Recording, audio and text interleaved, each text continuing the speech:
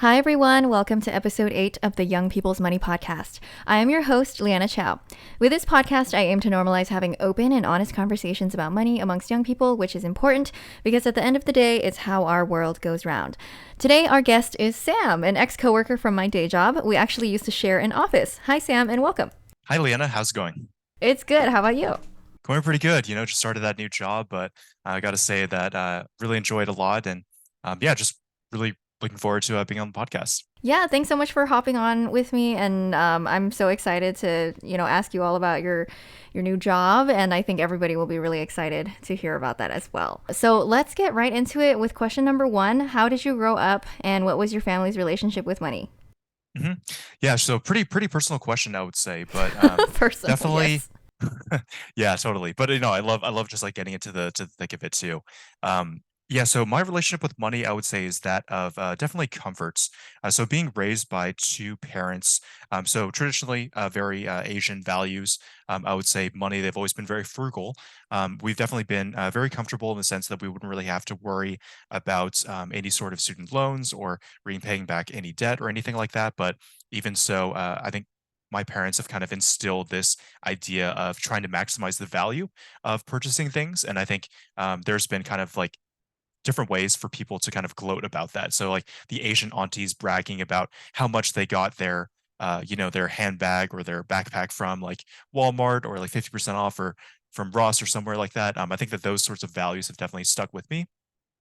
Just having been raised by parents that have more, I would say, immigrant of a foundation and a basis that is very uh, just scarce. I think that that topic of scarcity is really important of just having to make sure that you try to maximize your money, as I mentioned before. But yeah, I would say overall, like very comfortable. My dad was raised as a surgeon, so he studied. He went to practice medicine at I think somewhere in the East Coast, and then he came back and did his residency in Southern California as well. So definitely seeing having a dad who was in the medical field was really difficult. I think there were a lot of times where we couldn't really go to the city or go anywhere far away because he would be on call and he would have to be called in to the hospital if he actually had to be do some sort of operation like that. So that was usually on the weekends, really early hours in the morning. Sometimes the hospital calling our home phone number would actually like wake us up in the middle of the night. So definitely going back to the money elements, definitely sacrifice a lot in his earlier life to kind of provide for us for a better future and a foundation for that. So I think money has always been again that topic of scarcity, but also that topic of sacrifice as well in kind of investing more into have less free time now and have more freedom later on. So I think money was kind of an enabling factor that my parents kind of used as a tool, and I think that that still kind of resonates with me a little bit more even now to this day. I am curious as to if your parents were immigrants or if they grew up here. Yeah, sure, totally. So my mom was actually Taiwanese. She came over here when she was 18 years old. She came over here for college at UC Irvine. So that was actually where she met my dad. So she was actually an engineer, I think a software engineer. And then my dad was actually born and raised in San Francisco. So he was Hmm. born and raised somewhere around the Chinatown area in San Francisco. And he kind of adopted more of a Americanized influence, I would say. And then also it kind of didn't really help too much that my dad was Cantonese and that my mom was Taiwanese. So there Hmm. always has been a little bit of a language barrier as well. I think my dad definitely understood some Mandarin and my mom some Cantonese, kind of picking it up through osmosis over time. But ultimately, they settled on English as like the main language. And I think for me, being born as an ABC, I think that's also a big part of my identity now is that I do understand some Chinese, but I think as many other ABC um, ABC people can tell you is that it is always kind of a struggle, a balance between your American side versus your more Asian side. And I think people always kind of pick and choose elements from each different side in their kind of day to day and what they choose to adopt, whether that's like feng shui or maybe something else, including some religious backgrounds for maybe Buddhism or anything else like that. So I've always been kind of at an interesting intersection between the two. Yeah, what has that been like for you, like in terms of like picking and choosing elements from each side of you? What does your current balance look like? Yeah, so I think with that, it's probably more predicated on the Gen Z elements, I would say. So I think being kind of more, I think technically Gen Z, and yeah, correct me if I'm wrong on this, but I think Gen Z is probably like anyone who are now like maybe in their like mid 20s and younger. I think once you reach that level of probably like later 20s, then that's kind of like the more tail end of the millennials. But yeah, I think a lot of the Gen Z elements has definitely been more of, I would say, as a whole, and kind of in the context of money. Um, enjoying your life, and not necessarily saving as much for retirements, and enjoying more of like the dink, the dual income, no kids, and having dogs, as many software engineers that I see a lot in San Francisco have, or in the case of even just the fire movements of the financial independence, retire early. I think a lot of people have understood that they don't want to work a desk job, and they don't want to be trapped in a 9 to 5 their entire lives. And I think there's more of a purpose in life than just what corporate society and corporate America has kind of taught us. So I think that I do kind of agree with that adage as well of kind of more working more now to essentially increase the likelihood of not having to work later on and being able to retire earlier.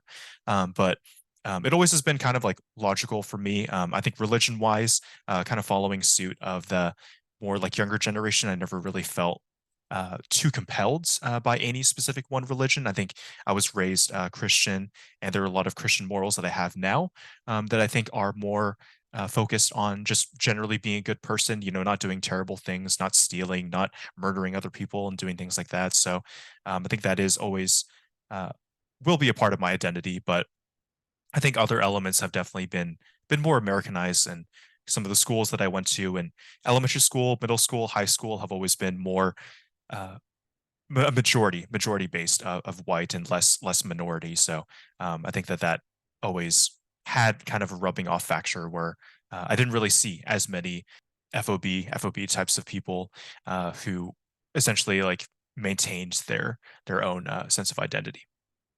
Yeah, definitely. I mean, when your mom came over, did she like maintain a lot of her Taiwanese-ness, or, like her culture, or did she just like want to be Americanized as much as possible? Mhm. Yeah, no, I think that a lot of people always kind of struggle with their own identity, and I think I think this is probably an Asian saying, but I've heard this before from maybe I read it somewhere, heard it from a friend or something. But you should never forget where you came from. You should always remember your roots, and how you were raised and where you kind of grew up. And I think that always kind of resonates with. Most immigrant families, right? Because I think they always left their opportunities in their home countries, whether that be Taiwan, Vietnam, or China, or anywhere else of those other Southeast Asian countries. But there's always been a lot of opportunities in America. And I think she kind of saw it as that of taking a risk, not speaking the language and being completely dropped in a new environment where she definitely like didn't fit in at all, and she definitely stuck out like a sore thumb. So it took her some time, I would say, and I think kind of living that traditional suburban American lifestyle that we were kind of raised in the East Bay, it definitely helped kind of assimilate her to her surroundings, and she started to have more non-Asian friends, and right, and she even started to pick up golf, which I think is also a big topic of my earlier life, in that I was definitely pressured to play it a lot, and had the expectation of playing it in college, right, to get into a better college. But I think golf was definitely an activity that kind of bridged the gap from being more Asian versus being more Americanized now. Because there are Asians who play golf, but I think uh, from what I've seen in the past, it's definitely traditionally more of an American activity. Yeah, there's definitely a lot of white people who play golf. Oh yeah, tons. Um, so there was some expectation for you to go into golf. I was curious, was there any expectation for you to follow your dad in his career path, like become a surgeon, become a doctor? Yeah, I think a lot of like family friends that I had definitely had that kind of playful banter that they would kind of joke and say, hey, like Sam, like, are you in medical school yet? Are you studying, biology, chemistry, or anything like, science related? But I never really felt too compelled to become a doctor myself, specifically. And I think if anyone knows me as well, I do get very, very squeamish. I actually had Around blood. around blood, gore. I had Yeah. a CAT scan for actually my heart because I have this weird bicuspid valve where my aorta valve is essentially like two instead of like three little flanges. And yeah, I almost passed out like when I was actually getting an IV. So that was really embarrassing for those Oh my God. for those nurses to say like, "Oh, hey, like, are you doing okay?" And I was like, just mustered up like a thumb from one hand that I could with all of my might, even as I was like seeing the room kind of start to spin and like my vision Hmm. start to get really staticky. But yeah, I think there's so many other great opportunities that exist that aren't just medicine. I think medicine is one of the highly like most revered uh, occupations. I think specifically from an Asian perspective, but I Hmm. think in this day and age, what I really like is that there's so much opportunities for entrepreneurs and to kind of Hmm. have your own business and to be more independent from that corporate 9 to 5 sort of workplace and environment. So, and we can touch upon that a little bit later, but Yeah. I think that that theme of passive income and really choosing your own hours, but also being able to work more flexible locations and be able to work remotely, I think are all really great, compelling reasons for us to kind of enjoy and maximize the value of our younger adulthood and early adulthood. Yeah, absolutely. Well, while we're on this first question, I want to know, do you have a good relationship with money? Because it sounds like your parents, they are a success story, engineer, surgeon, they play golf, they're retired now, right? Or are they? Soon to be, yeah, not Soon to be. quite, but I think, yeah, my parents have definitely been much more of like a workaholic, I would say. So we always kind of have difficult times whenever we're on vacation. We usually go to Hawaii once per year around the January holiday time. But yeah, it's always really difficult because we sit by the beach and enjoy the sounds of the ocean and the nice sunny weather and warm sand. But all of us are kind of maybe on our phones, are always kind of thinking, what's the next move? Where are we getting dinner next? So we can never really like settle down and fully relax. So I think that that's one thing that all of us in my family are kind of working on is disconnecting from work and just taking things a little bit slower paced. So I think that those are all really important themes that we definitely want to focus on. Yeah, of course. Yeah, so, them being such a huge success story and being so, responsible with money, saving up so much, buying a house. Like, I think they just bought, like, your condo, right? Yeah, that's right. Yeah, so I'm currently Yeah. living in a condo in SF, and I think this is also great too. I think having roommates is a great way. Also, just to go on a small side tangent for housing, but I think housing in California specifically, and a lot of other metropolitan areas in America, is definitely out of reach for a lot of people, and the down payments for $1 million kind of relatively shitty. I mean, let's face it, 1,000 square Yeah. foot house in like San Yeah. Jose will set you back at least $1 million, right? And like Oh, yeah. who has the ability to come up with a 20% down payment for 200K, right? If they're even if they're an engineer, it's really really hard to kind of pay off those loans and everything. But house hacking is really good. I do have roommates, and it definitely adds to the social aspect too. I think I definitely like to be around people. I am very social, so it is a great kind of alignment of interests there. But I think duplexes, triplexes, and being open to roommates is a great way to kind of make the cash flows work out better and maybe not necessarily come out ahead, but definitely lessen the burden of all of the HOA fees and mortgage fees and interest rates as well, especially If you can handle it. That if you can is, I handle it. can't handle Yeah, roommates. it's honestly so much of a crapshoot as well. How you find your roommates and if you get along with them, and heard way too many horror roommate stories. So Hmm. it can be a crapshoot sometimes. Yeah. So, did you get like a lot of that, financial smartness from your parents, financial prowess, I will say? Like, I know you are like one of the people who are most interested in finance that I know. And so, is that something that you got, from seeing your parents work so hard? For that, it was definitely more of a like a self introspection. I Hmm. would say it's definitely something that I kind of took myself. I've always been kind of a I would say business minded or just very like numerically minded. I think Hmm. definitely more of my strengths lie with numbers and kind of making sense of numbers, but also figuring out just like ballpark estimates of just do things check out, are they logical, and that more STEM focused mindset has always kind of been with me from a young age. But to go back to the question and kind of go back to the finance aspect, it was essentially came down to one event. So the first event that I had was being lucky enough to kind of save some allowance over time. Parents Hmm. didn't give me allowance, so they kind of made me work for it. So I would do like random chores around the house, and I would save some, money that I would get from washing cars or, doing other things, or even like eventually later on, like internships and, part-time jobs, that sort of thing. But I got into Google stock. So I actually bought X amount of shares of Google stock when I was younger, and then watched it kind of grow throughout my teens, and watched it like double, more than What? double. So that was really crazy for me to kind of think that That's so I cool. could work for my money and then I could invest my money. I wouldn't touch it. I wouldn't have to work at all after just investing it. And then for it to essentially work as hard as me, if not harder than than myself, was really, really groundbreaking for me. So that was kind of my aha moments where I kind of realized that, working hard, the kind of the loophole in this entire economy and uh, 21st century civilization that we have here is just to be able to invest your money, to utilize your money smartly, and then that can just essentially lead to so many more opportunities and lack of having to work more later on. So that was really good. And then I think the other second element was my dad kind of being a typical Asian dad who's very, very strict and wanting Hmm. their kids to spend their free time in the most efficient means possible. He said to me, "Hey Sam, you need to be spending your free time doing something productive for your future."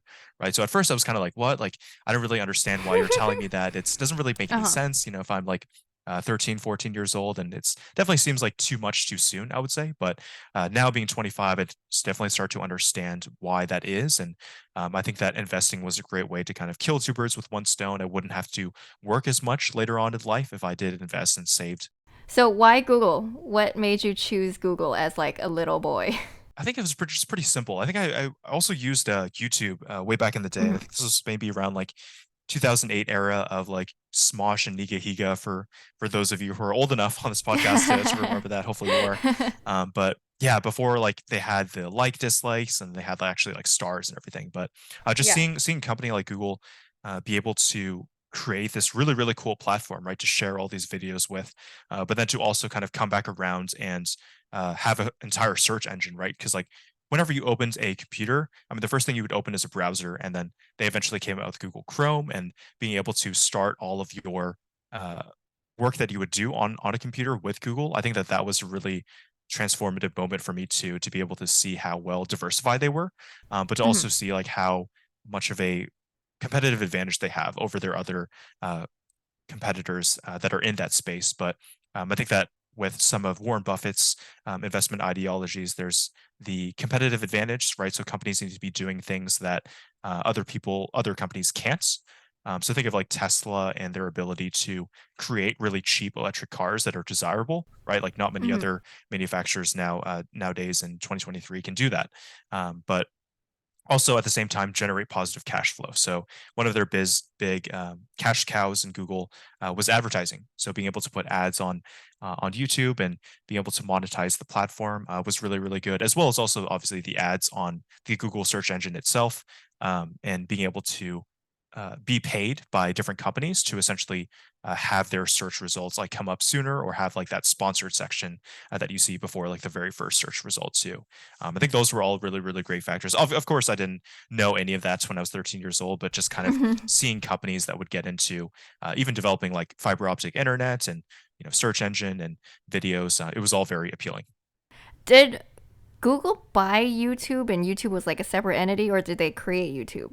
I actually don't know this. Oh, that's a great question. I don't know off the top of my head as well. Definitely probably something to look up, but I would. Yeah, because I Hmm. I thought they bought it, but I don't know if like I don't know at what point that happened. Mhm. I don't know if when you were a 13-year-old boy that it was actually like connected already, but who knows? Yeah, yeah. No, sure, totally. So on a scale of 1 to 10, how would you rank your relationship with money? I Mhm. have a feeling it's going to be pretty high. Yeah, I think not as high as maybe you would think, but Uh huh. I think probably somewhere around like the round of maybe 8 to 8.5. I think that's probably Hmm. where I'd put it. So I would say like very strongly above average, but I would say not perfect. I think there are Hmm. still a lot of purchases I have, and I think you were actually the one who kind of told me this, but everyone kind of has their vice, right? Like, if you Hmm. really, really like clothes, cough, cough, Leanna, then you'll be spending a lot of money on clothes. And for me, I'm also Exposed. exposed. I'm really big foodie as well, so I really enjoy spending Yeah. time and not necessarily time rather, but money on a nice meal. I think Hmm. just being able to like look forward to a meal after a really long day, or just having the magic that is DoorDash or Postmates or any meal Oh delivery yeah. service, like it's just like a total game changer. I think there are very few other instances where like I'm as happy as just like receiving really good tasting food with like the least amount of effort possible. So it is very much just like magic. But yeah, so I think so kind of following suit of that and wrapping that back to my relationship with money. I definitely spend more on that than I would like. But I usually kind of my spending habits now are predicated on coupons. So I think coupons, kind of finding deals, feeling like I get a discount. I'm sure there's probably like psychological studies on this. I'm definitely sure that there are, but we're always more inclined to buy more when essentially we feel like we're getting a deal. Like a good example of this, I would say, is updating my wardrobe. Right, my new company. I work for a financial data and news company in San Francisco, and we essentially are working 5 days in person. So we have to be also client facing in some regards. And I think there are a lot of different of our clients that come and visit our offices. So I wanted to invest in a better wardrobe. So I checked around online, looked at dress shirts and everything, and looked at dress pants because didn't have more than probably like two pairs of really good dress pants, and then I was kind of just recycling through like for the better part of a month this past month or so. But yeah, I think the like MSRP for a normal really good high quality dress shirt. This I think this brand was called like Eton, Eton, this like Swedish brand. Normally they're like literally $300, but I found it on Jeez. sale. I think it was for like maybe $95, $100, and then I kind of understood that okay, you probably can't get a dress shirt for less than maybe say $40, $50 if it's like decent quality.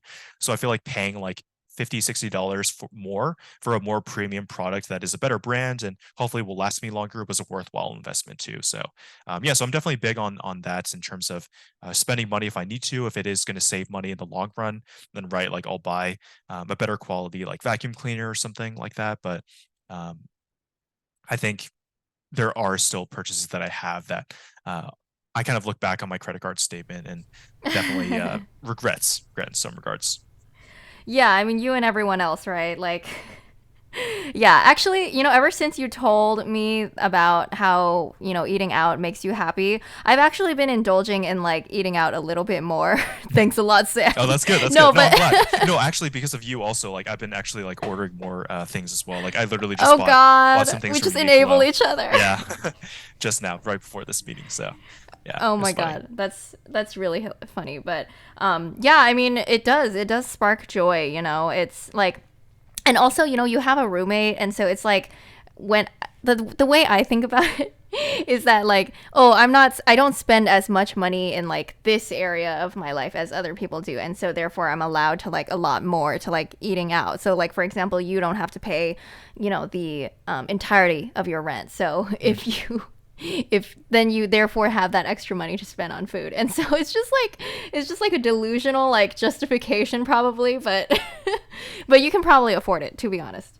Yeah, yeah, no, and that's kind of another thing we can also talk about as well. But Yeah. yeah, no, I think it's one of those things where I actually with my new company that I have, the 401k match is really good, right? Like much better than my previous job. Unfortunately, sorry, Leanna, but yeah, that It's was fine. yeah, no, that's okay. But yeah, I am trying to max out that contribution of receiving as much money back from the employee or employer match rather. So they are matching 50% of the first 15%, right? So that comes out to Hmm. about 7.5% of your pre-tax or post-tax, depending upon if it's a traditional 401k or a Roth 401k. But Hmm. I think that that's a really great way of uh, just adding money to your retirement fund, and it is literally just free money just sitting there. So Oh yeah. definitely, it's always good to maximize that. But sometimes when you maximize that contribution, not much is left with after all the deductions and everything. So Yeah. yeah, there's always opportunities to save, I would say. Yeah, definitely. You're paying yourself first. That's what you should be doing anyway. 65-year-old Sam is like thanking you right Oh, now. I hope so. I hope that I can hold Bitcoin for long enough to reap all the benefits and not just get emotional and sell. Oh my gosh, do you think Bitcoin's still gonna go up? Yeah, so I think that's Yeah. actually probably one of my highest conviction things. So as of March 22nd, 2023, when we're recording this podcast, the Federal Reserve, and let me know if I'm ever getting too boring with all of this No, not at financial all. markets news and stuff. But the Federal Reserve just hiked interest rates 25 basis points. So that is essentially like kind of in line with projections. I think a lot of people expected 25 basis points, but some people were afraid that they would hike more, like maybe 50 basis points or even more than that. So I think overall, like I forget if it's like a 1 year treasury rate is probably somewhere around of like 4.75 to now 5%. But Hmm.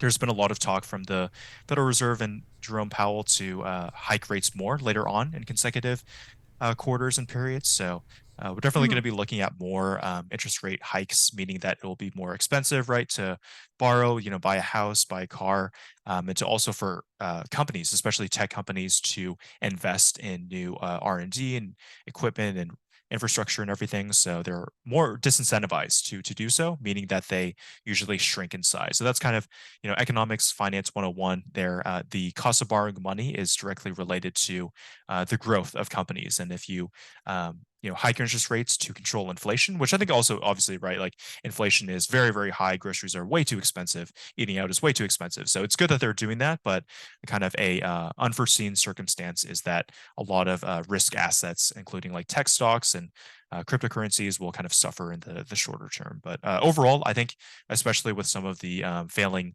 banks with Silicon Valley Bank and First Republic Bank and now Credit Suisse as well.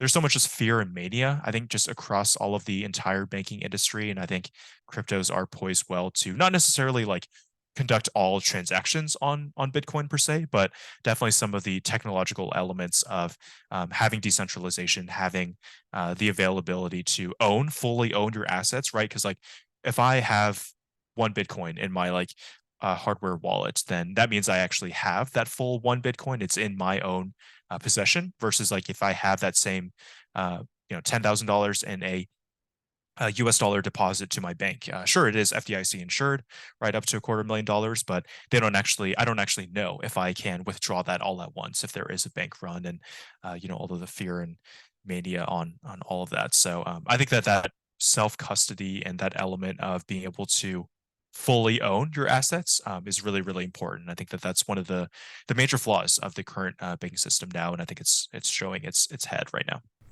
Right. Okay.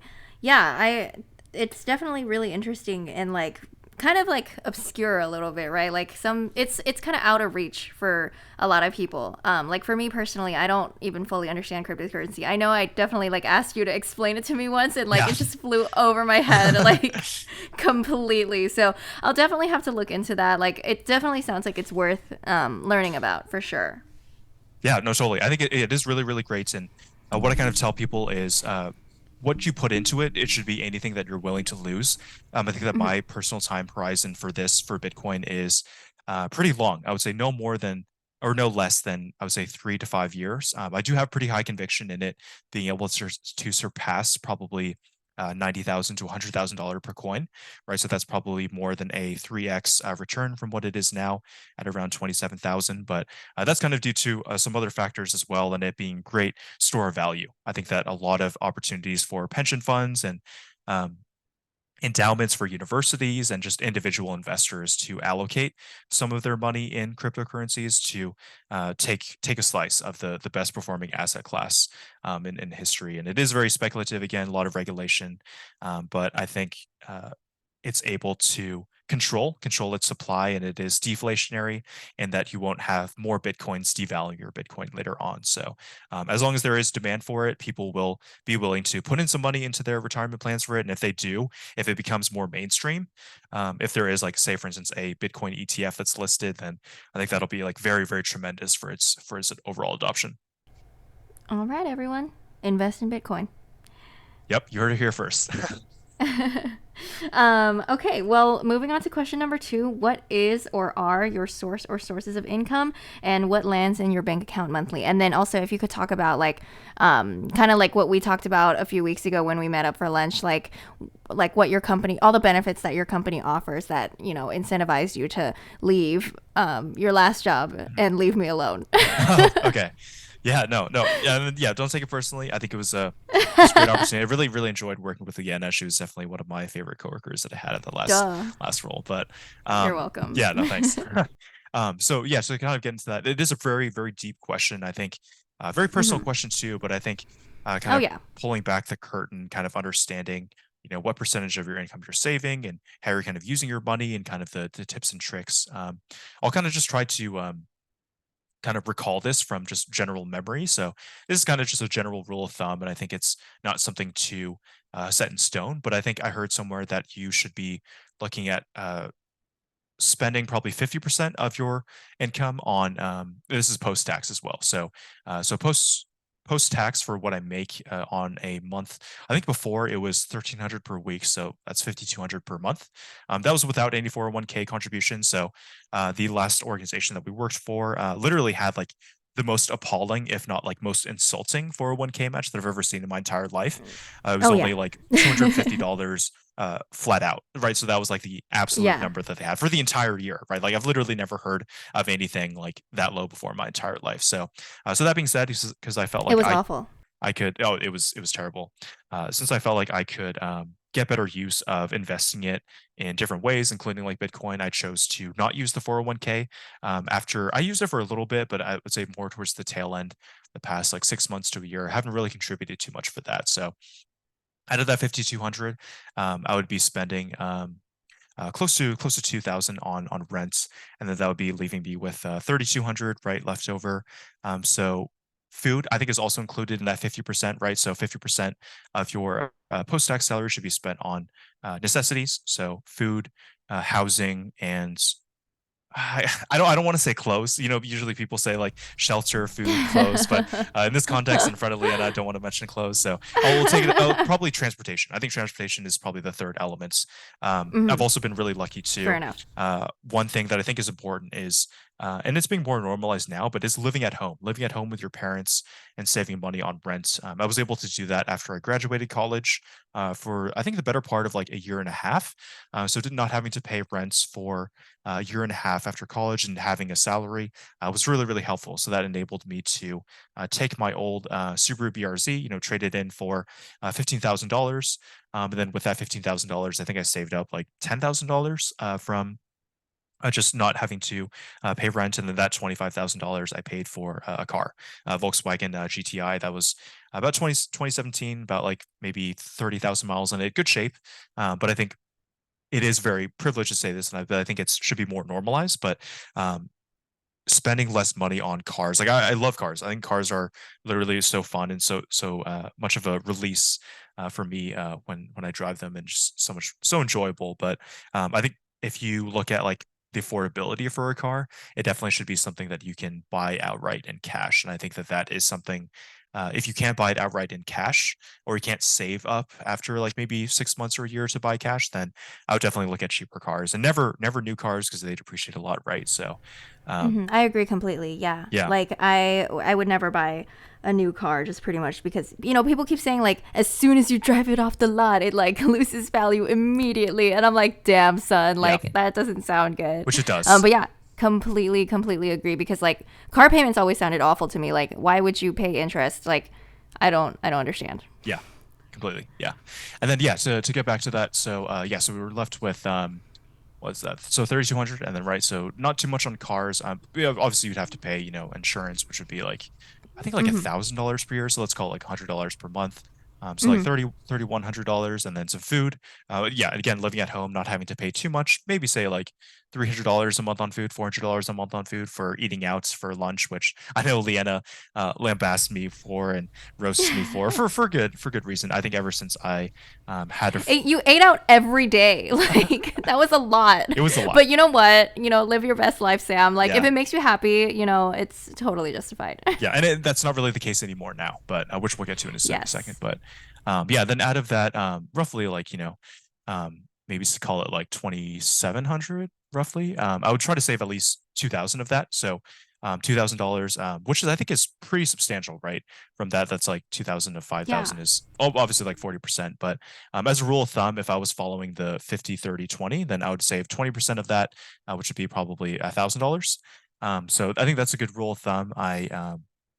I think I invested that into my um, custodial account through Schwab, and then tried to transfer as much as I could to the Roth IRA. Which again, another news flash for anyone who doesn't know, but if you've been living under a rock, Roth IRAs are literally the best tool to generate money for retirement, because you can essentially just grow an infinite amount of dollars, of untaxed Yes. dollars, and not have to pay a single dime on it if you already pay taxes on it before you put them into the Roth IRA. So make sure you contribute, max out your Roth IRA. It is 6,000 a so yeah, year. 6,000 a year.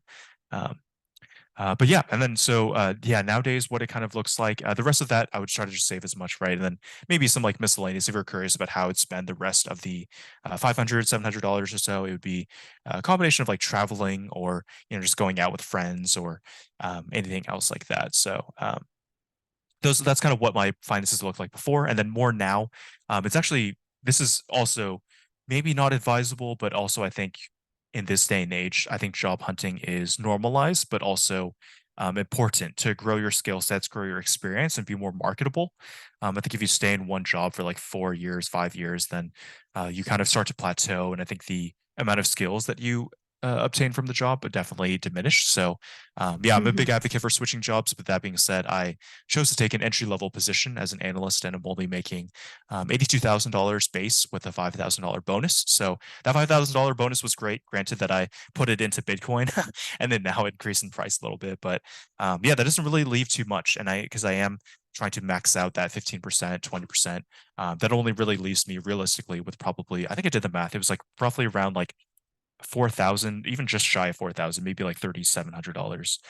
So it is very, very light. And then once you cut out the rents, then it's like $1,700 per month, and that doesn't really leave too much for food and traveling, and clothes and stuff like that. So yeah, I've been trying to cut where I can.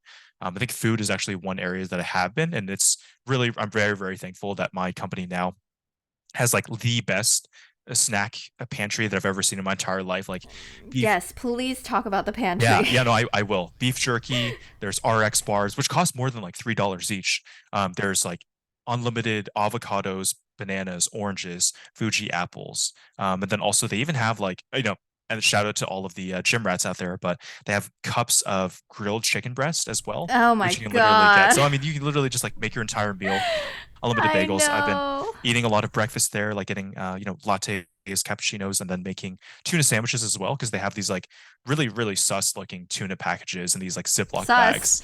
So but yeah, I've been eating that and saving. I try to not eat lunch, not eat out for lunch.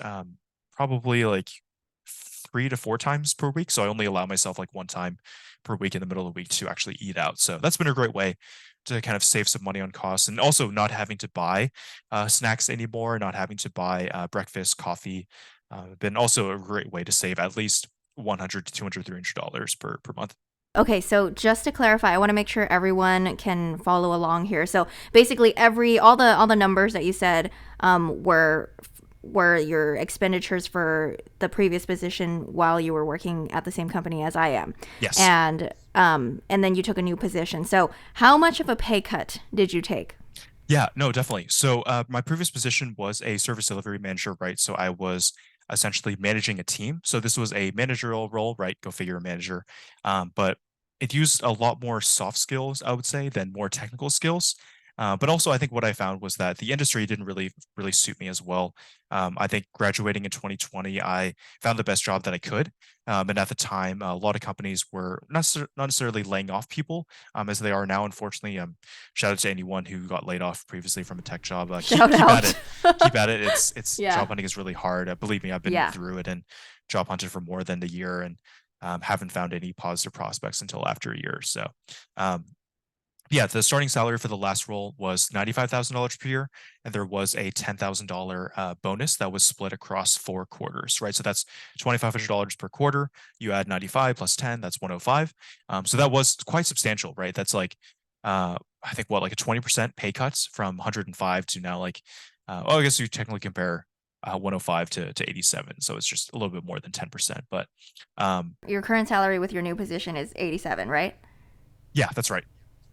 Okay. Yeah, but it kind of like evens out now, because now you don't have to pay for lunch? Does it even out? And then you also have like the 401k match. So I Yeah. feel like it like kind of does.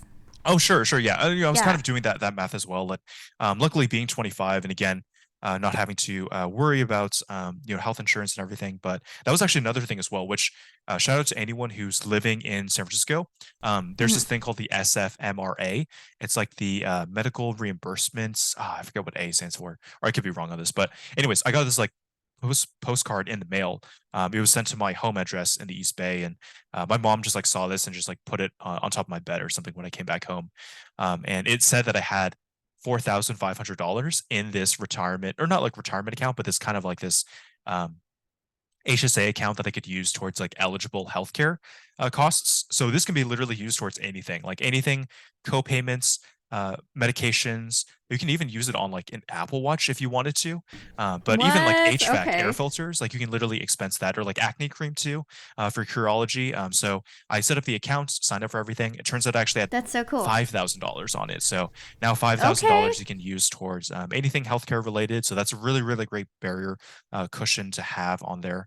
But yeah, ironically enough, that was from my old employer that essentially rolled over. But yeah, I thought I would spend some time on that because I think that is really important to make sure that you utilize because your employers have to contribute to that. But yeah, to get back to your question on that, other benefits of my current role now. Yeah, so the 401k match is up to $8,000 per year.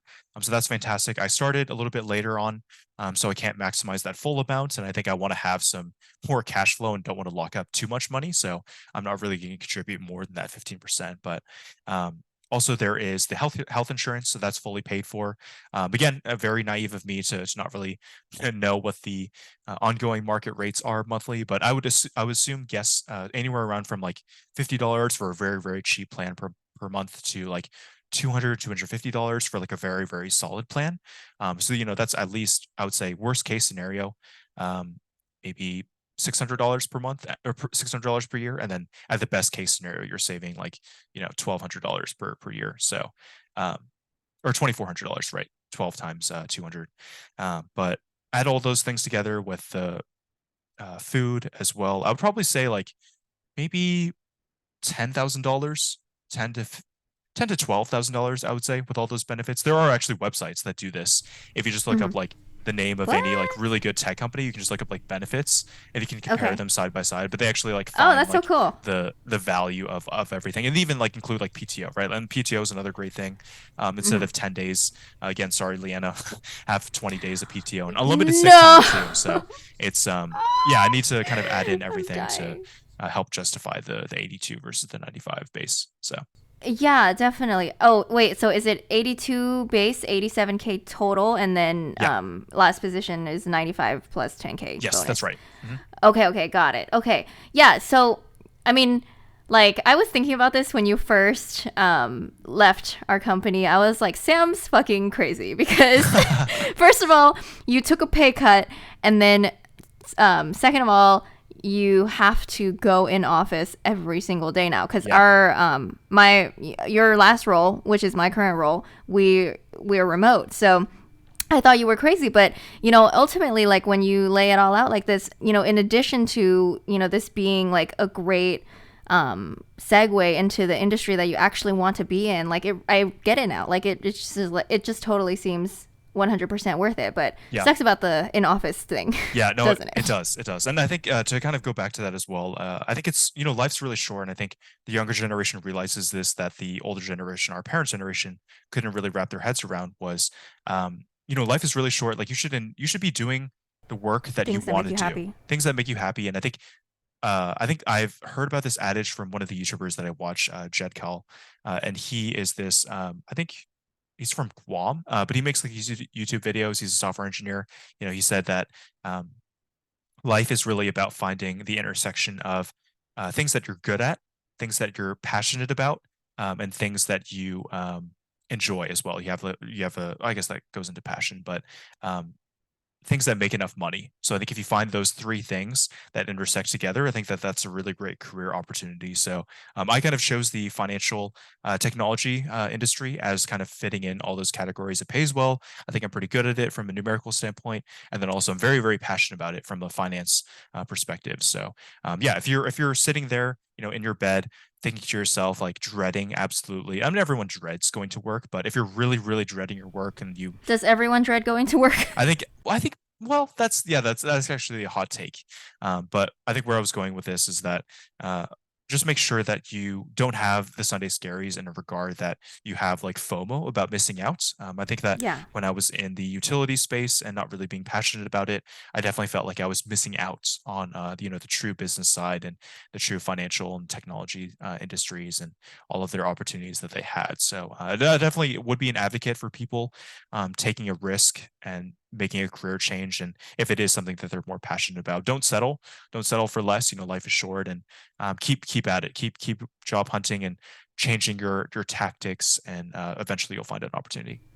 Yeah, I mean, life is about fulfillment and like joy and happiness. And like, I've known this since I was 16. And I think it's like something that, you and I, like people like you and I, like we believe genuinely just because, we had the privilege of, growing up here, ABC, and like not having to kind of adopt the survival mindset that our immigrant parents did. And I know your dad grew up in SF, but, your mom, came from Taiwan and stuff. And like, also, they carry a lot of that traditional like East Asian ideology where it's about like survival.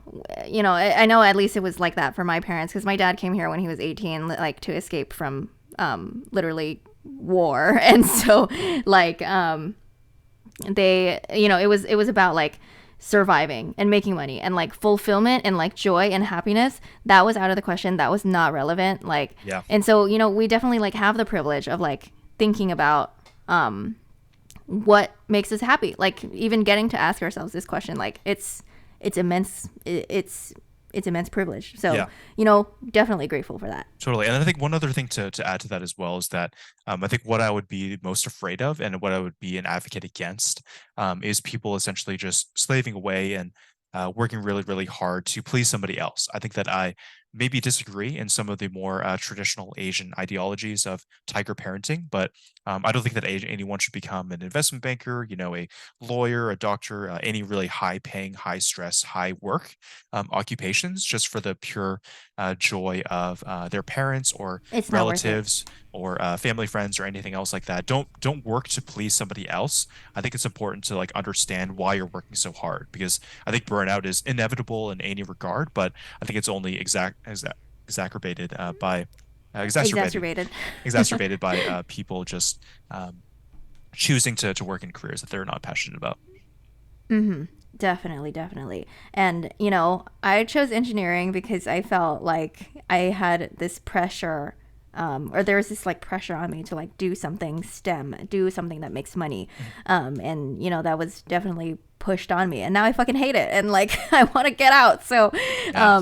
even if you do choose something to like please your parents, please your family, like, it's probably not going to end well, or you're just going to be like miserable for the rest of your life. And I know I'm not okay with that. So, Yeah, I feel that. But also at the same time, I think glass half full. I think I look on my past experiences, and hopefully you look on your past engineering experiences and kind of shaping you to be the person you are with the work ethic that you oh, have now too. absolutely. So there is some Yeah. some positive too for everyone out there. I think don't completely just be a dropout and totally just disregard any work, but just know that there's a high probability and a high likelihood for people to change industries.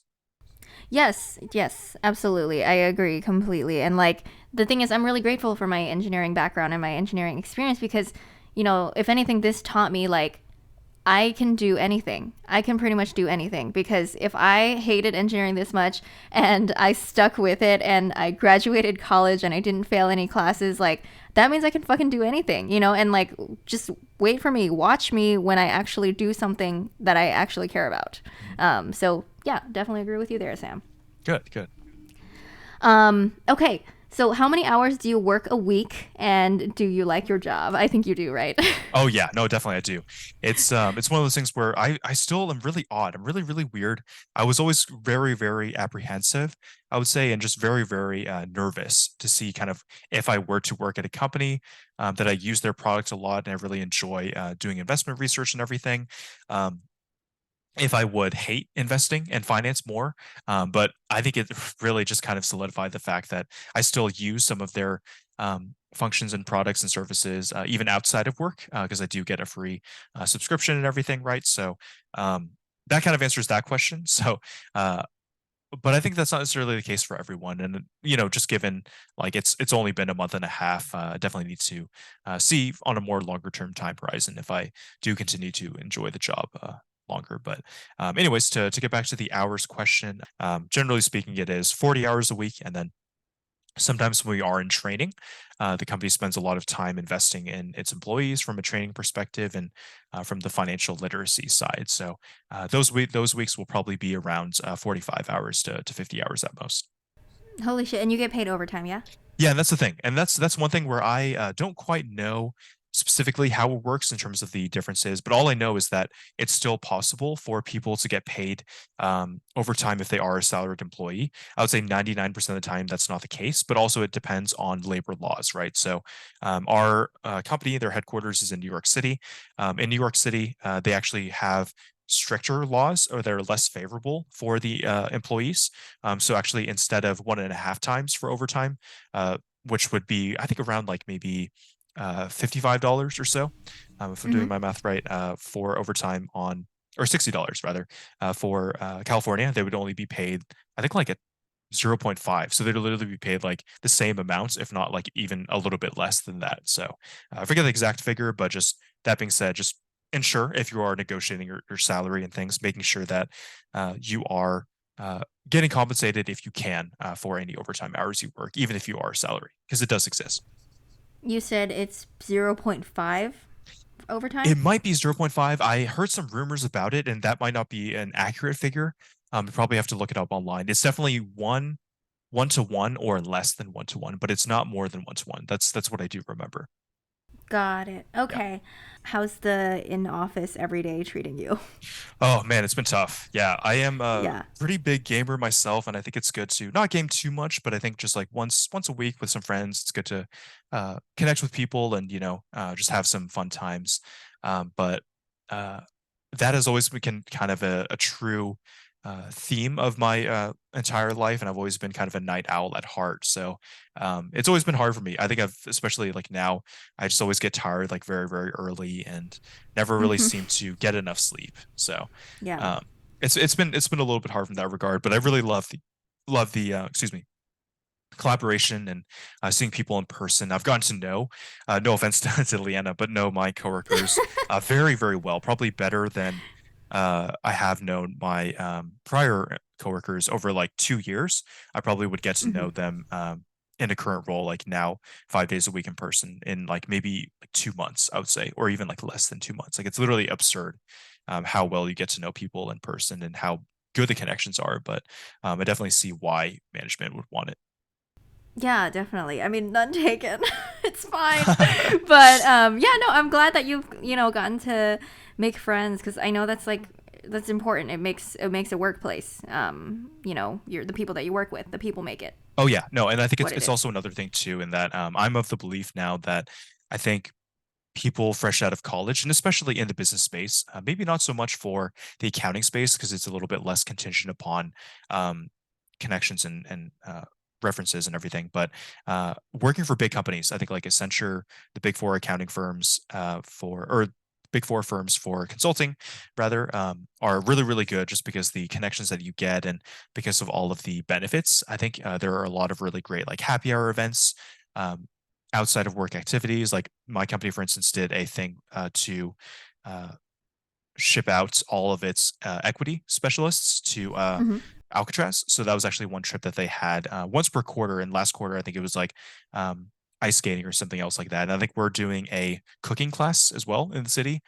So That that is should be so really, really cool. cool. Yeah, everything's like paid for by the company and also even crazy too, like small side tangent, but the finance industry has such good benefits for housing and travel. They literally fly us like first class from San Francisco to New York. It's Oh literally my absurd. It's God, insane. yeah. Like I can't even begin to fathom how nice it'll be. But also at the same time, I'm kind of just like, that's like 2 or 3 grand right there. Like I would much rather just receive that 2 or 3 grand upright in my salary than Mhm. I would just kind of receive it in like this like opulent The form of, yeah. experience. But yeah, usually companies are pretty strict on can't really be too flexible on that. Yeah, definitely. And I feel you on that because, I just went on that Bahamas trip that you were supposed to be on as well. That's right. Yeah. And I know we were talking about, like, can we just get, the value of this trip as a bonus paycheck? But they're like, no, you go on the trip or you lose it. And so I was like, okay, I guess I'm going on this trip. But it was very, like, exorbitant, and like, and everything was so expensive and, like, it was nice. I mean, they didn't fly us first class or anything, but it was a resort experience, and the resort was very nice, and I'm very glad to have had that experience. But it's just like, damn, like, what is this for? Like, Yeah. I just want money. No, I feel it. I feel it. And I think it's also a good sign too Yeah. for companies to take care of their employees as well. I think that that's really important. But um, yeah, I think just that and it just being really important to take breaks too. I think burnout is a real thing. And I think especially the more hours you work, the more likely you are to burn out. So it's always good to take breaks and take vacations and take time when you need to. No shame in that. Absolutely. Use your 20 PTO days. Like, Yes. go for it. No, totally.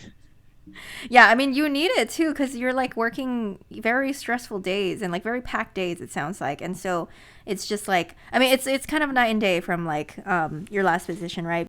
Yeah, no, definitely. I think that's definitely true. The work ethic of the finance industry is definitely much more intense and much more action Yeah, packed. Like fast like paced. I literally only have like back in my old job at Leanna's company, I used to loathe going to meetings because I would have probably like Mm-hmm. 2 to 4 hours of meetings per day. But now I Mm-hmm. literally look forward to meetings because it's kind of like rest time that I have. But I literally Mm-hmm. only dead ass like get like 30 minutes of meetings per day. So it'll only be Mm-hmm. like a 30-minute break or like a 1 hour break. And I remember like literally today there was a meeting where it was on charting. It was on kind of the advanced functionality for charting on our system that we use. And I asked my team leader at the time, uh, is this something that we have on our calendar?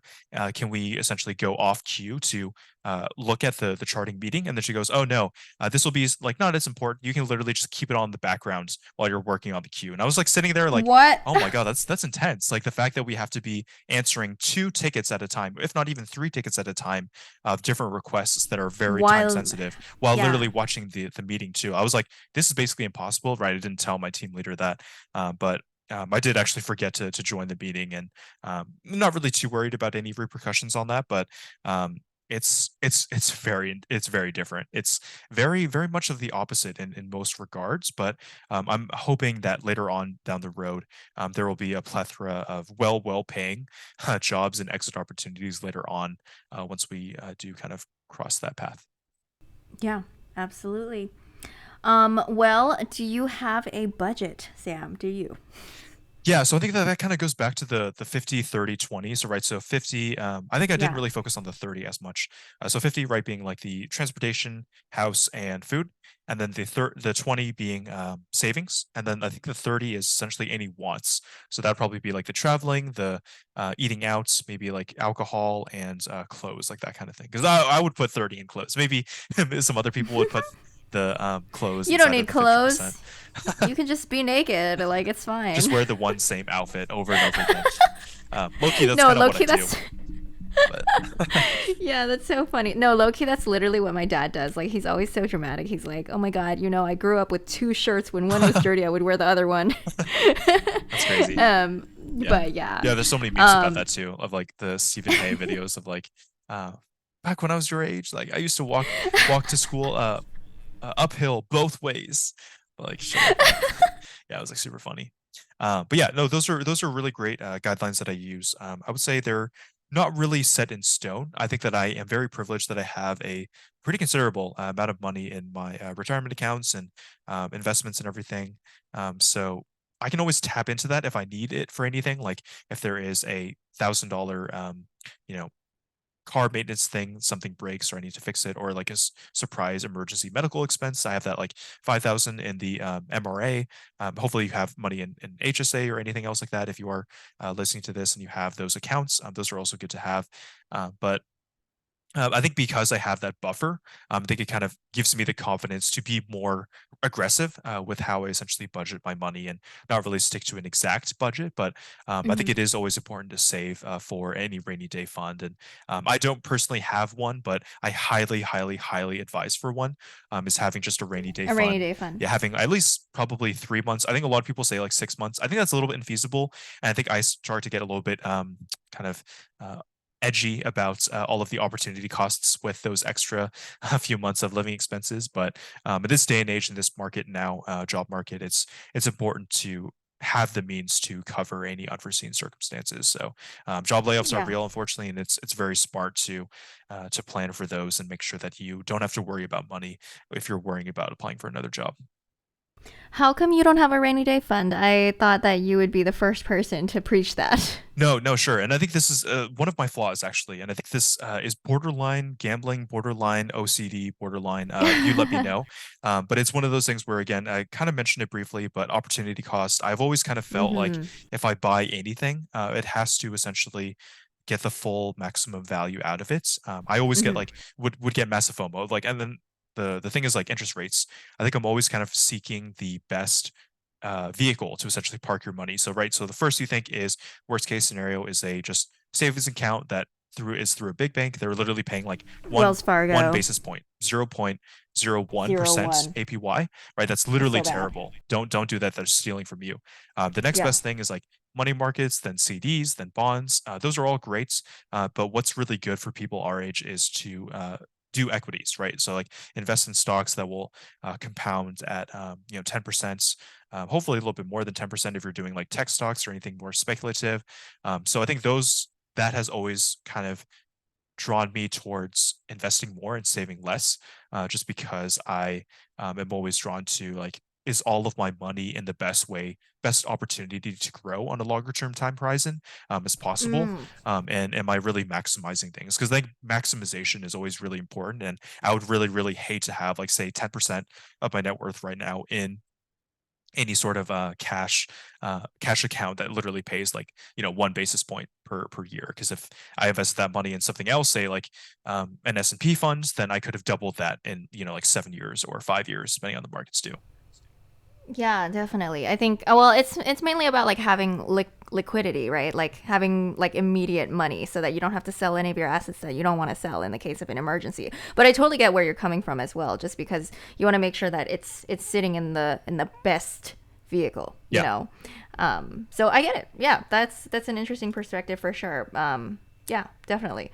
I definitely think I don't have enough in my investments for sure, Oh for no, sure. that's totally fine. I think it's again, that's it's a balance. I think there's a balance between Yeah. saving for retirement, but also enjoying life too. Because I think, I mean, I hate to be so cynical, but life can happen and anything can happen. I think with all these storms, even too. Like I don't know if you heard about the news, but San Francisco yesterday and Tuesday was literally insane. There were glass panes falling from like skyscrapers from like 40th floor, No. 20th floor.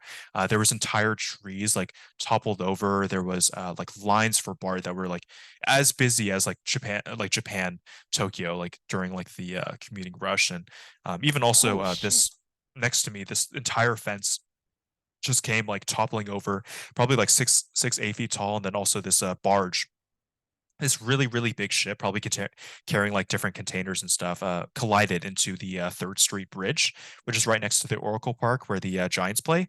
But Hmm. the entire side of the wooden bridge is all just like decimated, and like the walkway is completely like gone to shit. And like, I think the drawbridge like element doesn't even actually work either. So Holy so shit. many like global warming things. Hopefully we can figure things out with some of the investments in like ESG now. But that to say that enjoy life, I would say too. That's one thing I struggle on is Yeah. enjoying the now. And I think I was raised in a way to only focus about the future and not really focus about the now. But enjoy the now, and always make sure that you are doing things that make you happy now too, in addition to saving late for later. Yeah, that's definitely so important. And going back to an earlier point, like it's definitely not like super crucial, I guess, to like have all your money in an emergency fund, like be that liquid, because we're young, we're 25, we're healthy. And like, so what are the chances that, we are gonna have to pay for something like, like a hospital visit or something? I mean, obviously there are like freak accidents that can happen, but even then the chances are low, knock on wood. But yeah, like I feel like even if you invest in a stock, you can easily sell that if you need some money, and it's fine. The money's there. Yeah, no, I think it's also just about like time horizon too, because I think a majority of the funds that I have will essentially just be utilized on in like realistically probably at least 20 years from now, maybe like 30, 40 years. But again, very different case. If you're in your 30s and you're thinking about buying a house, then not the best option to essentially put your money into equities and having to sell them at a loss in case that you need money for a down payment on things. So obviously go with like fixed income. It's a by far safer bet with especially interest rates being high now.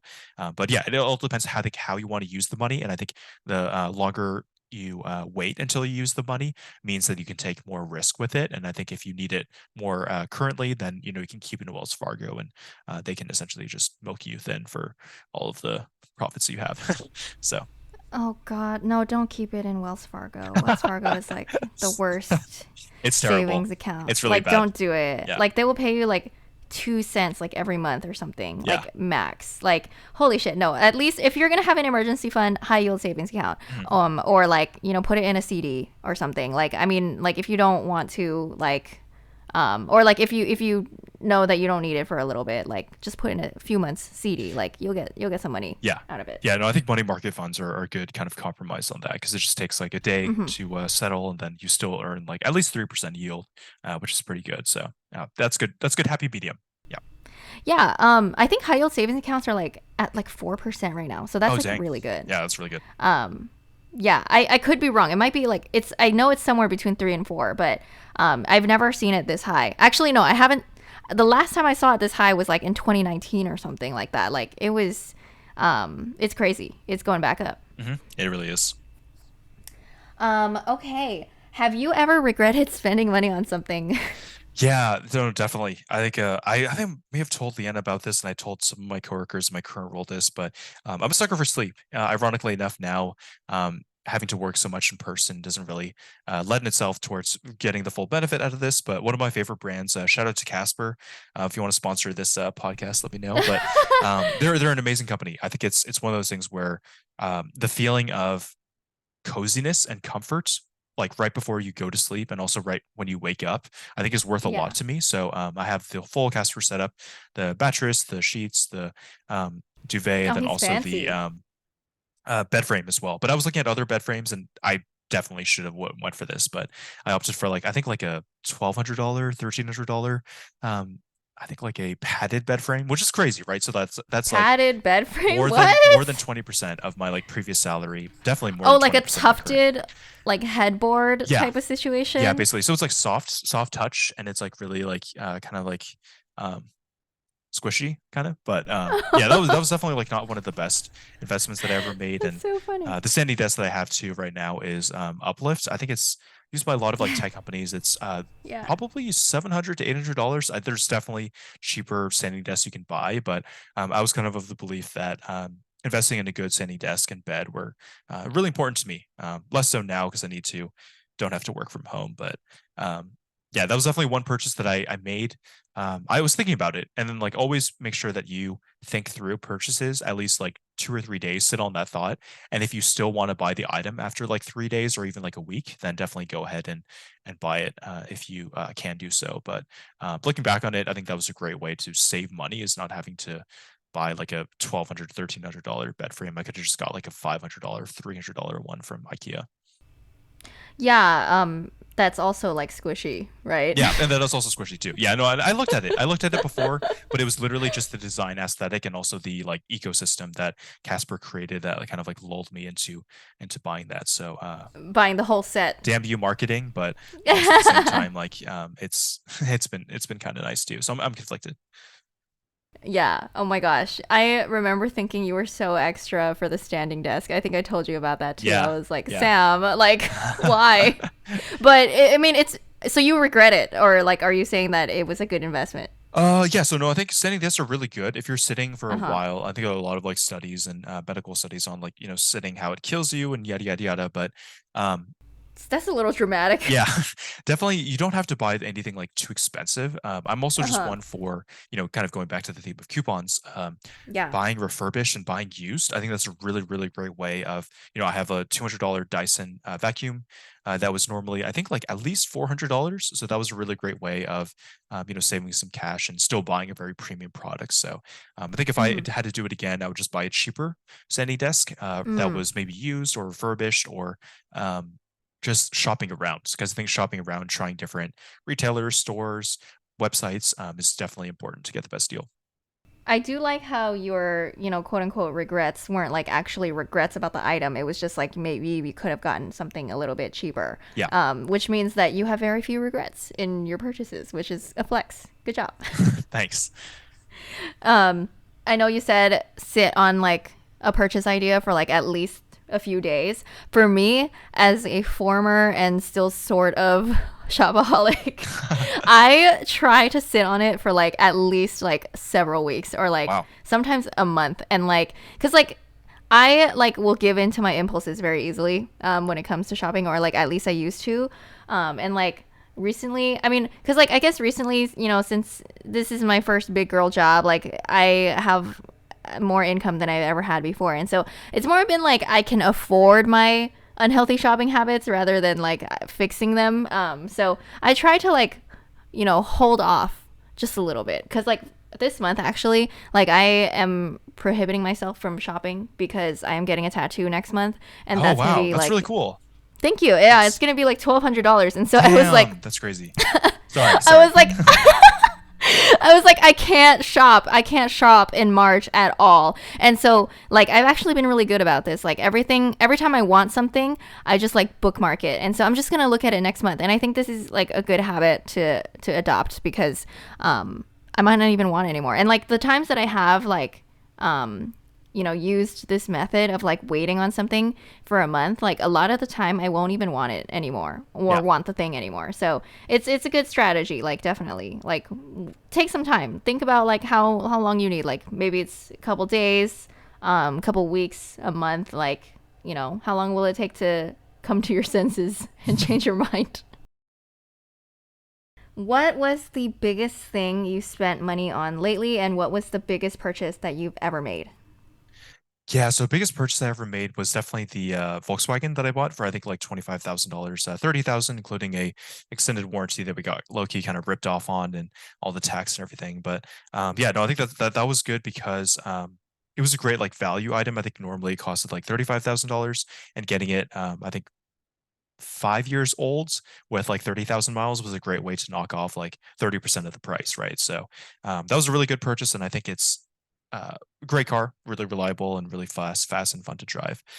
More recently, on a more smaller term scale, I think not really too much. I think probably the biggest thing is probably just like some flights or some like travel that I did. So actually booked a trip to go to Banff National Park with my sister. So we're going to be going, and I think my parents are actually going as well sometime like later in June or something. But basically, um, traveling is important for me, I think, to kind of gain different experiences, but also get to get stimulation from like a new environment, and just a change of pace, just to kind of allow yourself to disconnect and relax. But I think the round trip flight for that was like $500. Luckily, my sister's paying for the Airbnb, so I don't have to pay for anything for that. But Nice. I think if I did have to chip in, it'd probably be at least a few $100s for like the 4 nights or whatever I'm staying. So that's one thing, and then um, yeah, I think that's pretty much it. I think probably like airfare and Airbnbs would be the most expensive thing. I did go to Reno. It actually wasn't too expensive either, right? Like skiing was really, really fun. It was awesome first time that I went with some friends, but Airbnb was I think like maybe 150 a person, split like six different ways. So it was actually really cheap for 2 nights Mm. because Reno real estate is really cheap. And then like the rental car we had to take, because it was a four-wheel drive, that was like, maybe like $80 a person, $100 a person. And then the ski lift pass was like maybe $150. So, talking like, Skiing is expensive, huh? it's really expensive. And I think it's like Yeah. literally I've heard it's like $600 for its entire season pass. But Mm-hmm. just a single day pass will be like $250. So it's literally, Woo. literally insane. But it's really fun. I think it's really fun, and do things that make you happy, and I think everything in moderation, as long as you don't have to go like every day and you're purchasing like a better pass or plan or whatever, you can save a little bit of money. But those are definitely been my more recent splurges that I've had. I love that because I know experiences and like travel are really important things to you. Mhm. Yeah, no, they are, and I wish that I had a little bit more flexibility. I think more right now, like with the job to be able to work from home. Actually, yeah. That being said, the last 3 weeks that I was working at the last organization, Leanna's company, we I was essentially like working from home in my sister's apartments in New York City. So that was a really great way to kind of enjoy the sights and kind of coast my way to my new role too. So um, yeah, I'm definitely looking forward to some work from home flexibility later on down the line in a couple of months for my current role. Right. Because you get to earn it. Yeah, you have to earn it. It's I think like 1 day per week if you work 6 months, and then 2 days for 1 year. Okay. Well, it's do you get to like pick the day or is it like Friday? Yeah, you get to pick the day, which is nice. So any day of the Nice. week that you want. What day are you thinking of picking? I'm thinking about probably doing Friday. I think because usually Mm-hmm. Fridays are a little bit lighter from our clients, and especially being on the West Coast, most of our clients are in East Coast time. So by usually 2 o'clock, so it's 5 o'clock their time, they usually end up logging and going home and so on and so forth. So usually work tends to slow down at that time, Mm-hmm. but most of the times Friday afternoons are just in general pretty chill. So that'd be a good way to kind of uh, Start the weekend start early. the weekend early. Exactly. Question number 9. You win $5 million. What would you do with it? Yeah. So for that, I would definitely just try to invest in it. I think I kind of touched upon this a little bit, but going to the topic now of passive income, I think it's Mm-hmm. really good to have different sources of income. I actually was one to lend out some of my cryptocurrencies to my dismay. But if anyone is familiar with Gemini Earn, that program, long story short, you lend out your cryptos to different like institutions that are like third parties that are supposedly vetted, but actually they weren't. And then you Mm-hmm. can earn like anywhere from like 2 to maybe 5% APY per year, right? So if you invested like $10,000 and you get like, $200 to $500 per year, pretty good on top of actually making money from the appreciation of the underlying asset. But that came all crashing down, and all of our assets are still locked up. And I think we're not really sure how much we're going to get back, but hopefully we'll get back something at least in a few Holy months. shit. But yeah, so that's not really a viable, advisable solution. I would shy away from staking or um, lending any sort of crypto assets anymore. Definitely learned my lesson there. But I think Airbnb properties, I would definitely look into that. And then also, since I am into cars too, I think starting some sort of like churro business. I'm very into like luxury exotic cars too. Not necessarily for like the status item aspect of it, but definitely more from the enjoyment of it in itself. So Mm-hmm. I'd probably like buy a few of those different cars, buy a few of those or one or the other, because I think those cars are expensive. The Airbnbs are very expensive too. So one of the Yes. two, and then just create a business like renting them out and hiring some property managers or some property managers for cars. I don't know what you would call them, but people to kind of drop off the car, clean the car, take pictures of the car, and do some stuff, and then you'd be left with some income left over on a monthly basis, and also you could use it, if it's ever not being used and if it's ever vacant. So I think that's a great way, and I think assets that generate cash flow are a great way to invest money, and that's definitely how I'd spend the 5 million. Okay. Great answer. I love that. What is your next financial goal? Ooh, that's a good question. I haven't really thought of that too much, but I think my next financial goal, it would probably be transitioning from my old job to my new job is to fully take advantage of the 401k. So I Mm-hmm. think the match that we have now is right. So like 15% of or 50% of 15%. So I would try to obviously I'm maxing that right now, but try to max out the entirety of the IRS amounts, which I think is like what is it, $22,000 per year now?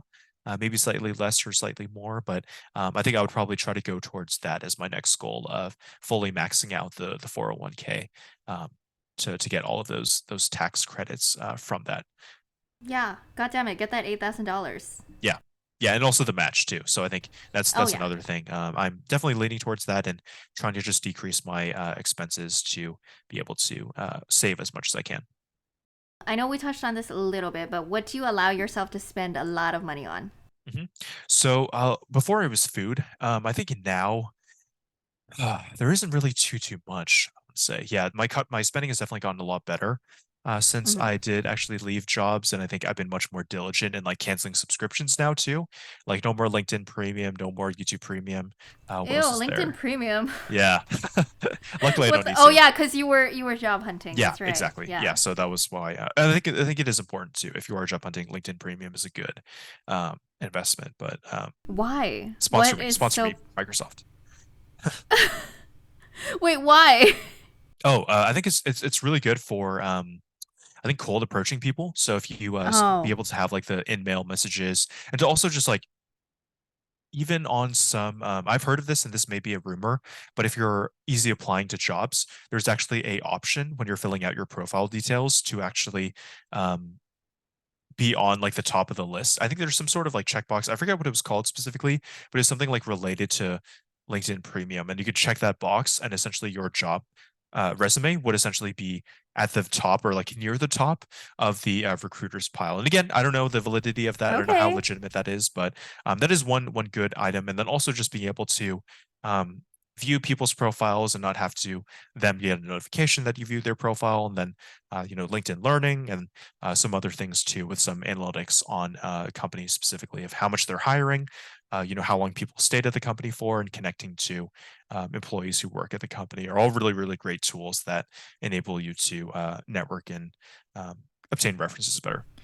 So you get to hide basically when you want to stalk someone's profile. Did I hear that correctly?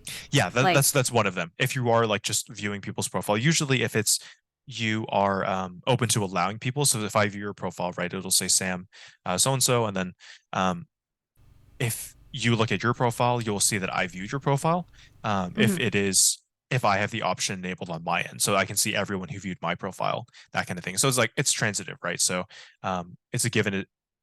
It's completely like mirrored on both sides. But if I Mm. hide myself from uh, viewing your profile, then essentially I won't be able to see other people who viewed mine.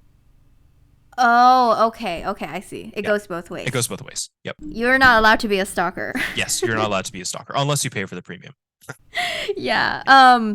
That I think it's so crazy how LinkedIn shows you like who viewed your profile because it's like it's just wild to me. Like Facebook doesn't do that, Instagram doesn't do that.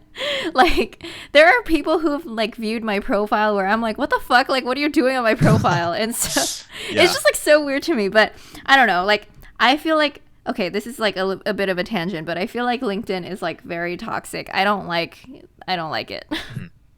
No, I can I don't understand like that. It is very much yeah. of like a bragging and gloating sort of avenue for people to get sort of confirmation on. And cough, cough. You didn't see me post on LinkedIn when I got my new job either, but uh, I think in moderation. I think it depends what you're using it for, but it is a tool, Hmm. and if used improperly, it definitely can be nefarious or just detrimental. Yeah, definitely. Like I think that goes for anything, to be honest. Yeah. Okay. What are you really cheap with? Most things. Most things I would Most say, things. I think cheap with in terms of again, kind of going back to the theme of this in terms of like, maxing your value and making sure that you get a deal and opportunity cost of like wasted money per se. But yeah, I think it's just always like shopping around, always making sure that that I'm trying to get like the best deal that I can. So most things that I buy, I think trying to think of one specific example. I think like household products, which may be a hot take, Oh my god, but I me think too. anything like regarding like Clorox wipes, toilet paper, golf balls, Uh-huh. gasoline. Um, Golf balls are not household yeah, no, products. I'm sorry. I was thinking that because I've been getting more That's into so golf now, funny. but Yeah. yeah, being in the financial sector. But all of those things, I think Costco is just a really, really great item, and usually I am very, very cheap because the Costco brand Kirkland Signature is just like so much cheaper than like the ordinary name brand items, like Brita filters, right? Like I think like a 12 pack of Brita filters would be like literally like $30-$40, which is like Oh insane. yeah. But if you pay Hmm. for like the Kirkland Signature brand, like you'll save like probably 60-50%, right? So it'll only be like Are they $10, compatible? $15. Yeah, and they're compatible. Yeah, so they're completely like um so just switch them out, and they'll fit Oh right my in there. So god. um No, I did not know that because I've been paying for the Brita Oh brand. no, no, no, no, no. Now you know. Now you know. But Oh my Brita's so God. No, expensive. Yeah. holy shit. Yeah, I was like, this is bullshit, but I was like paying for it anyway because I was like, damn, I need my filtered water. Even though I don't even know why, because I live in the Bay Area, so I could straight up just drink tap water, but Oh, I know. Yeah. no, I have to be so fancy. But um yeah, no, I agree with the household products because in the episode that I recorded on my own, the first one, I answered this question with the same answer pretty much. Like, I don't own a colander, and like, think about it, like now thinking about it, like I straight up get my sponges and like cleaning products from like the 99-cent store. Mhm. Like, get get your cleaning products the cheapest, and like maybe even make your own like cleaning solution. Like, Yeah. it doesn't have to be expensive. Exactly. It's about like finding things that you can be really cheap with, and then being really cheap with those things, and then allowing yourself to spend money on the things that actually matter. Uh-huh. No, totally. I completely agree with that. And then, yeah, because I think also just name brand items are, if you can get over the pride sort of aspect, I'm trying to buy more non-name brand items, and it helps Mm-hmm. because I don't have to buy any snacks anymore. But um, Mm-hmm. it's just a really, really great way to like save a lot of money, especially to combat like shrinkflation, which is like items getting smaller. So package sizes are, food and beverage companies are decreasing the size of their products due to Mm-hmm. them not wanting to like have sticker shock to all of their consumers. So that's one item where they're spending a lot of money on is just having to worry about like the size of items, but versus like a non-name brand item will not have to worry about that as much and all the marketing and stuff. So, Yeah. yeah, in this environment, it's really important to save, I think, and especially in like grocery Mm-hmm. stores. Yeah. Actually, I was meaning to ask you this. Like, since now we're on the topic of name brands, I know you were talking about like buying a high end button down shirt earlier. Mhm. In terms of like clothing, would you ever spend money on like a luxury brand like Gucci or like Louis Vuitton or anything like that? Oh yeah, no, that's a good question. So, actually, I think I really wanted like a nice winter jacket, so I did actually get. I looked at like Montclair's, and they're like literally like $1,000, and obviously like Mm-hmm. I'm not going to do that feasibly. So the next best thing that I do, and that's another thing too. Like even on some shoes and stuff, Mm-hmm. DHgate and AliExpress are really really great tools that I think not many people use unless you're probably like a People don't sneakerhead or trust. people don't trust it. Um, Yeah. But yeah. genuinely, I've had really, really good luck with it because of like all the systems in place of them not like releasing the money to the producers unless like you leave like positive feedback, like so on and so forth. But yeah, just ended up getting like a fake Montclair like jacket that was like literally only like $100 where it normally is 1,000, and it looked exactly the same. Maybe the quality wasn't as good, and like maybe it was less humane for how it was Oh produced and stuff. So I God. think that's also a big risk too. But I think that that's something where you need to weigh the pros and cons, and I won't weigh them for anyone who's listening to this, but that's a decision to make. And I think once we have more means to be more comfortable, then I think humanitarian and animal rights efforts will take more of uh, a role in my decision making. But yeah, I think that was a good example of kind of um, saving money to not really necessarily impress other people, but Mm-hmm. just kind of like liking the design or the style of one particular thing and wanting to just to buy like a replica of it. So so less so Mm-hmm. to buy it for other people's pleasure, but more so just because I you enjoy like the style. But You like it, yeah. yeah. But I think there would be one exception. I think that would be probably like any sort of like expensive watch. That's one thing where I Mm. don't see myself owning in Yes. any time soon, but I think later on down the line, if I do have the means for it, I think buying like a Rolex that would appreciate over time, or maybe probably not fine art, because I think it's kind of like stupid. But apparently fine art appreciates like really, really well. So that's another thing. So Okay. anything that again like you have like a market for, and people will Yeah. have a demand for it, and it will increase in price. Like I'm usually willing to pay for most luxury things. But again, like not many luxury things appreciate in price.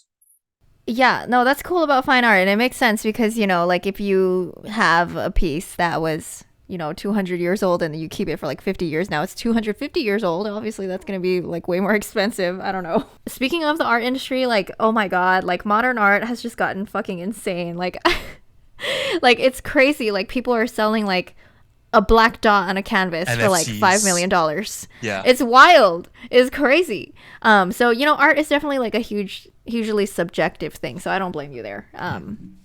But Yeah.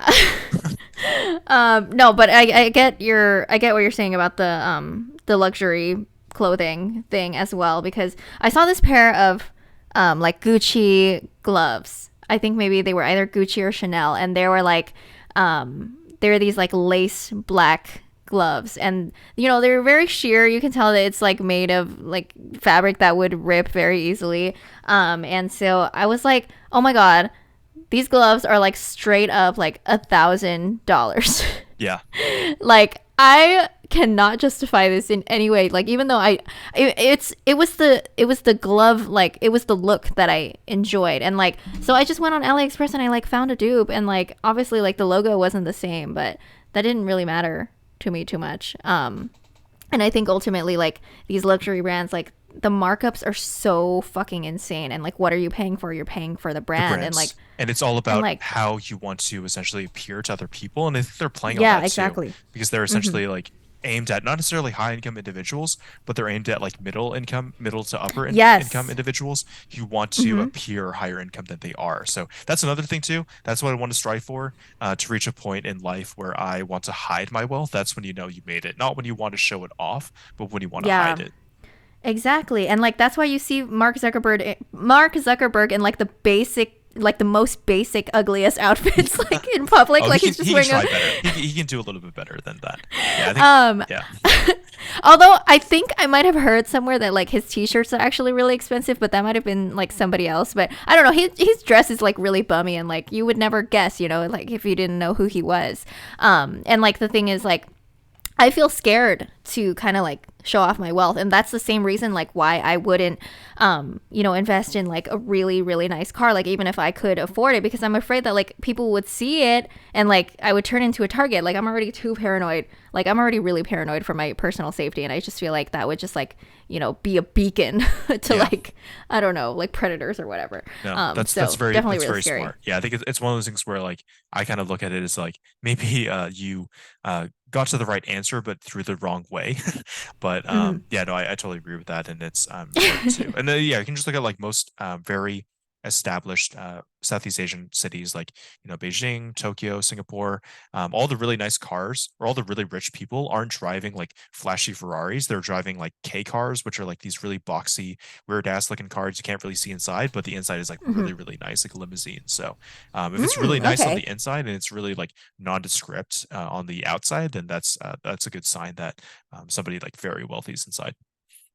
Okay, yeah, kind of like a bigger on the inside situation. Yeah, definitely.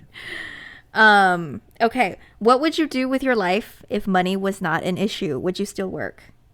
I would still work. I think that that kind of goes Hmm. back to what I discussed before about, you know, vacation and how it's kind of hard to unwind. But um, I am, yeah, very, very into cars. I think my dad got me into cars at an early age. I worked on one of my old cars and had essentially a manual BRZ, which I loved. I still dream about that car to this day, even though I sold it. Oh, But I think for me, like automotive journalism would be really, really cool. That's one thing oh my where being gosh. able to be paid Yeah. for reviewing cars and being able to drive new cars and fast cars and just drive them around like all day and make videos on them. I think that would be really, really cool. So I look at a lot of like YouTubers nowadays, like Doug DeMuro and VinWiki and also like Haggerty, and watch a lot of their videos and just like dream to myself, like, you know, one day, hopefully I'll be able to work in an industry that seems more like slow paced, not necessarily too as much concerned with money, and just doing something that you really like look forward to and enjoy. So Yeah. Oh my gosh. Have you ever thought about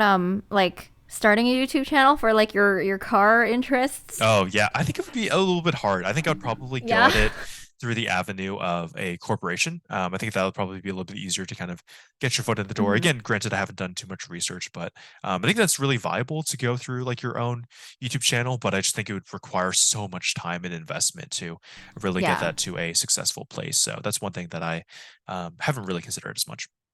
Yeah, absolutely. And this isn't something that you're like actively pursuing, right? Like you're like, I'm gonna quit my job in 5 years to do this, you know, this thing that I Yeah, dream of. not quite. I think just due Yeah. to the you know, exit opportunities of that, and that being a little bit Hmm. more I would say like later stage career, if not maybe even like retirement stage. It definitely doesn't seem Okay. wise to do that. But again, just due to my like risk tolerances and preferences for the financial technology sector. Absolutely. And then last question, what do you wish you could tell your younger self about money? Mm. This kind of goes back to the more enjoying the moments and less, I think, being focused on retirement in the future. But and then kind of going against the traditional Asian ideologies of tiger parenting and having strict parents. But enjoy the now. Spend money to make yourself happy. Don't do anything you will regret later on after you made a purchase. But I think it's important to take a vacation, to take a trip, to eat out with your friends, or maybe just even like go for a drive somewhere on like a small road trip or something like low key. If it does like make you happy, or if you're like spending time with friends, or whatever else it does, whatever else you need to do to essentially like let yourself unwind. But definitely taking time to relax when things get stressful because they inevitably will. But just prioritizing your mental health and making sure that you use money in a way that relaxes you and calms you, I think is a great investment. Return on your investment because it's really important to take care of your physical and mental well-being.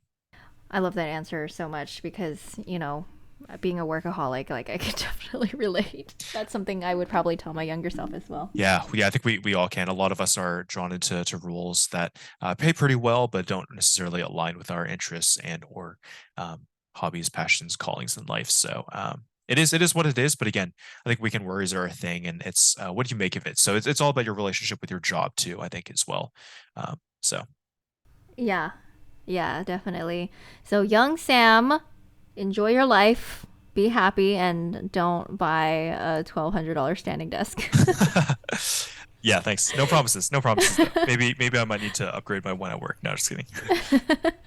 Oh, my bad. It was like 800, right? Or like something Yeah, I think it was something like like maybe that. 800. The bed frame though was 1200 though. So Don't buy a $1,200 bed frame. yeah, no, heard. Oh gosh, but I bet it's so comfortable sitting up in bed though. Like just Oh, it's amazing. And you can even like yeah. sit and just like read a book too. And like, no, again, like literally, like I look forward to coming home after a trip just because like sleeping in my bed is like literally one of the nicest things. I do get a little bit like defensive when like other people come over and they start sleeping on my bed.